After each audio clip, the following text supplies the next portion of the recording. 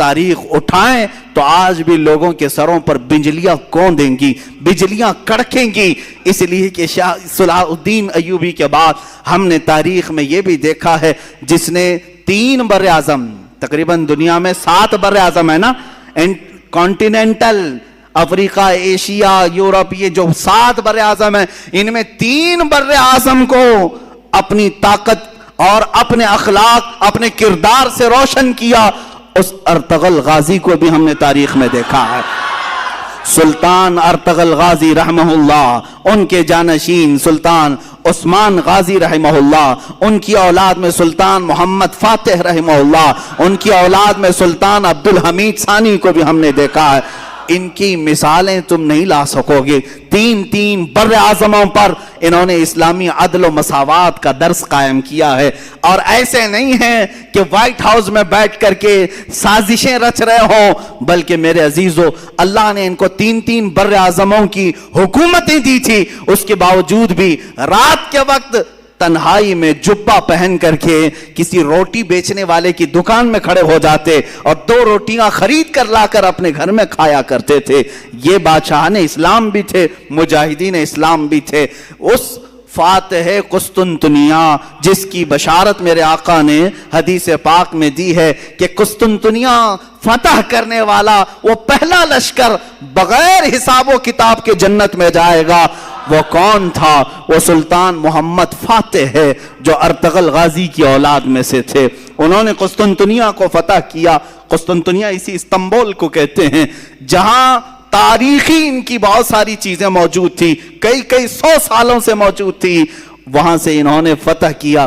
ابھی آپ نے سنا ہوگا 1 سال پہلے مسجد آیا صوفیہ کا ایک بڑا مسئلہ چلا تھا، بہت لوگوں کے پیٹ میں درد ہو رہا تھا کہ رجب طیب اردگان نے اس کو مسجد میں تبدیل کر دیا، وہ میوزیم تھی۔ یہ تاریخ چھپا رہے ہیں، کوئی میوزیم نہیں تھی، یہ سلطان محمد فاتح کی فتح کی ہوئی مسجد تھی، انہوں نے خریدا تھا، چرچ تھی، سیدھے صاف کیوں نہیں بولتے؟ میوزیم تھی؟ میوزیم نہیں ہے، چرچ تھی۔ اور جب فتح یابی سلطان محمد فاتح کو ہوئی، سارے لوگوں نے دست بستہ کھڑے ہو کر کے وہ سب سپرد کیا تھا، چابیاں دی تھی، اس کی تحریر موجود ہے، دستاویزات موجود ہے۔ یہ تو ظالم خبیث عیاش مصطفیٰ کمال بادشاہ جو یہودیوں کی اولاد میں سے تھا، یہ سلطنت عثمانیہ کے ختم ہونے کے بعد جو یہودیوں کی طرف سے نافذ کیا ہوا کمال بادشاہ تھا، اس نے اس مسجد کو میوزیم میں تبدیل کر دیا تھا سن 1935 سے لے کر اب تک۔ ہاں یہ اور بات ہے کہ چاہے تم اپنے طاقت اور نشے میں کسی مسجد کو بدل بھی دو، انشاءاللہ رب تعالی وقت آئے گا پھر کسی نائب صلاح الدین کو ضرور پیدا کرے گا۔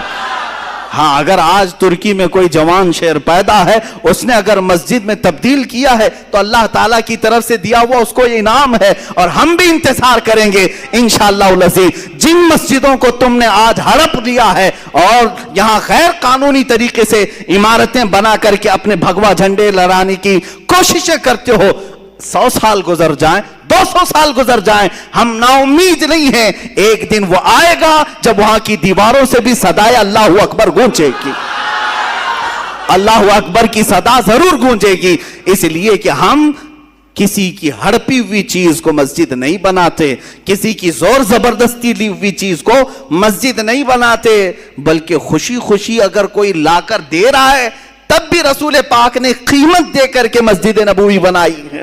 یہ تاریخ اسلام ہے۔ بہرحال مجاہدین کا کردار تھا، بات ہماری رخ پلٹ نہ جائے، مجاہدین ابھی ہماری فہرست میں ختم ہی نہیں ہوئے۔ ہم نے صلاح الدین کو یاد کیا ہے، ہم نے سلطان ارطغرل غازی کو، عثمان غازی کو، عبدالحمید ثانی کو یاد کیا، لیکن میرے عزیزو یہ ناانصافی ہوگی اگر میں ہندوستان کے ان مجاہدین کو یاد نہ کروں جنہوں نے پرچم اسلام لہرایا ہے اور عدل و مساوات قائم کیا ہے۔ اس میں سے ایک جوان شیر شہاب الدین غوری بھی ہے، دوسرا جوان شیر محمود غزنوی بھی ہے، تیسرا جوان شیر اورنگزیب عالمگیر بھی ہے۔ یہ تینوں جملے جو میں نے کہا یہ پیٹ میں سیدھے گڑتے ہیں، آنکھوں میں سیدھے چبھتے ہیں، اس لیے کہ یہ نام جلدی کوئی سننا نہیں چاہتا۔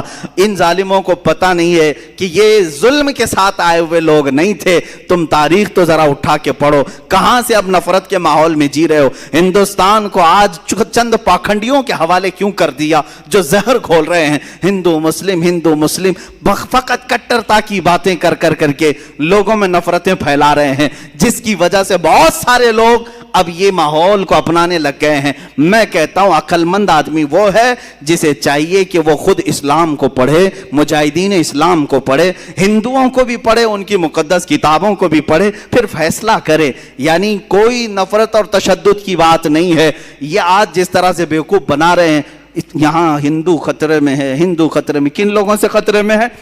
کن لوگوں سے خطرے میں؟ 14% لوگوں سے خطرے میں ہے، 14%، 15% لوگوں سے خطرے میں ہے۔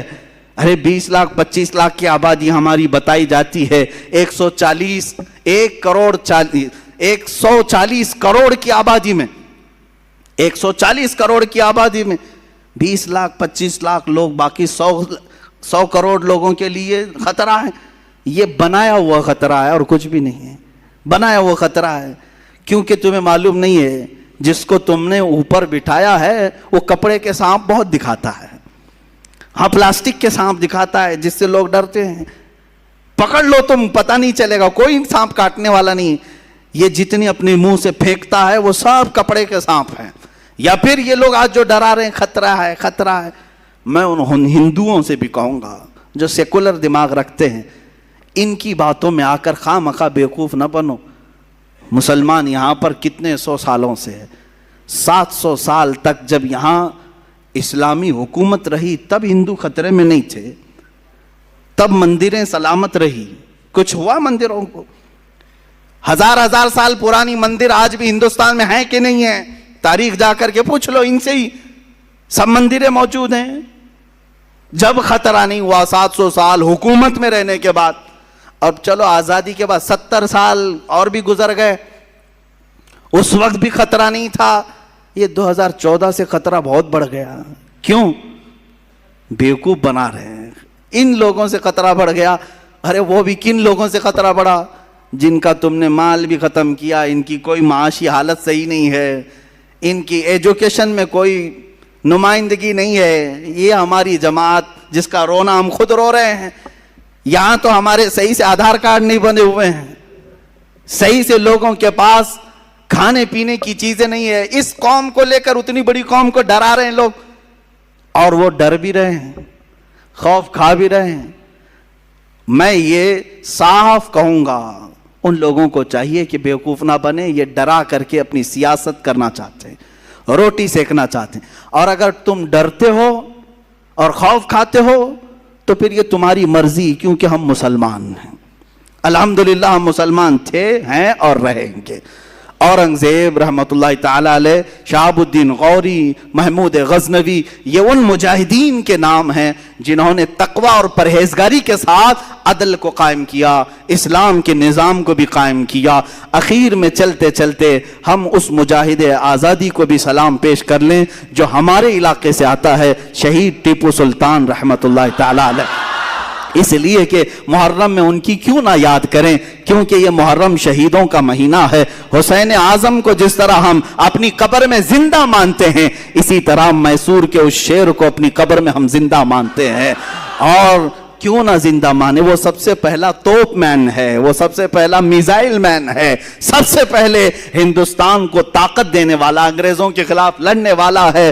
تمہارے بھونکنے سے کچھ نہیں ہوگا، وہ کل بھی سلطان تھا، آج بھی سلطان ہے، اور اللہ نے اسے سلطان نام سے بنایا تھا، وہ صبح قیامت تک انشاءاللہ سلطان ہی رہے گا۔ اللہ تعالیٰ ان کے اقبال بلند فرمائے، ان کے جانشین ہماری قوم میں پیدا فرمائے۔ مولا ہم سب کو مجاہدین کی وراثت عطا فرمائے، ہمارے دلوں کو مولا کردار غازیان اسلام عطا فرمائے۔ مولا ہم سب کو بزدلی سے بچائے، بزدلوں کی صحبت سے بچائے، صحابہ تابعین اولیاء کاملین کے نقوش پاکی عمل کی اور اقتداء کی ہمیں توفیق عطا فرمائے۔ وآخر دعوانا الحمدللہ رب العالمین۔